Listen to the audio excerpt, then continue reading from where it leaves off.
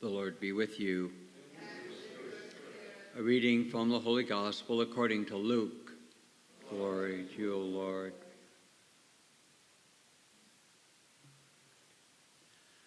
The tax collectors and sinners were all drawing near to listen to Jesus. But the Pharisees and the scribes began to complain, saying, "This man welcomes sinners and eats with them." So Jesus addressed this parable to them. "What man among you, having 100 sheep and losing one of them, would not leave the 99 in the desert and go after the one lost until he finds it? And when he finds it, he sets it on his shoulders with great joy. And upon his arrival home, he calls together his friends and neighbors and says to them, 'Rejoice with me, for I have found my lost sheep.' I tell you, in the same way, there will be more joy in heaven over one sinner who repents than over 99 righteous people who have no need of repentance. Or what woman, having 10 coins and losing one, would not light a lamp and sweep the house clean, searching carefully until she finds it? And when she finds it, she calls together her friends and neighbors and says to them, 'Rejoice with me, because I have found the coin that I lost.'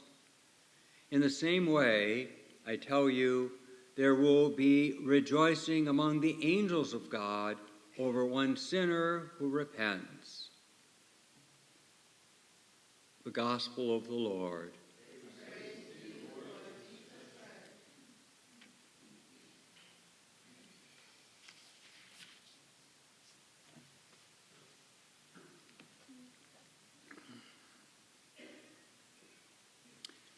So on a scale of 1 to 10, don't answer out loud.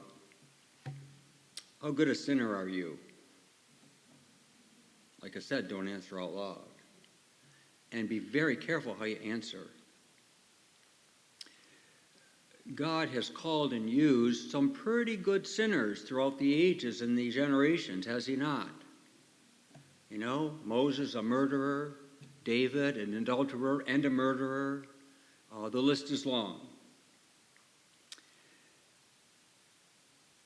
It seems Paul is bragging in the first reading. He's talking to Gentiles, and he's talking about circumcision, and he still has his personality, and he's kind of putting it out there. You know, I was circumcised, and boy, it didn't even hurt me because, you know, I was so righteous, and, you know, he's getting all that.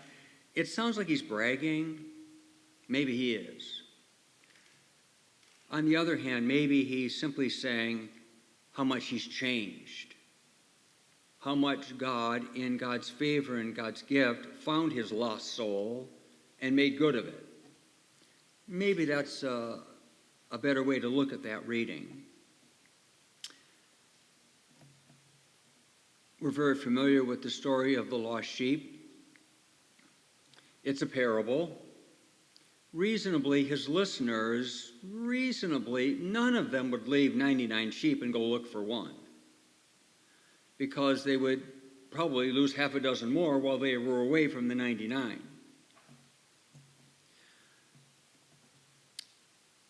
God is not concerned more for some sinners than others. God is concerned for all sinners. And truth be told, that's all of us. So that all of us are the lost sheep, are we not? The challenge and the invitation, if you read between the lines, is our willingness to be found. Paul, you could say Jesus offered him a deal he couldn't refuse, but Paul nonetheless had to yield. He had to say yes. He had to surrender. He had to let himself be found by the grace of Christ.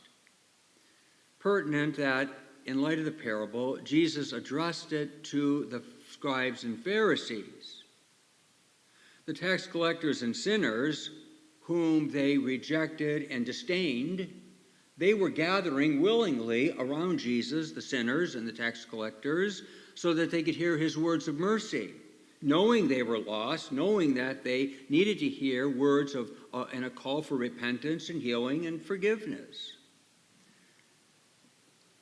It doesn't say it directly, but it's pretty clear in the mind of Jesus. The scribes and the Pharisees are the lost sheep because they think they're already found. They think they already have the fullness of the truth, and they're disdaining the ones Jesus is most seeking.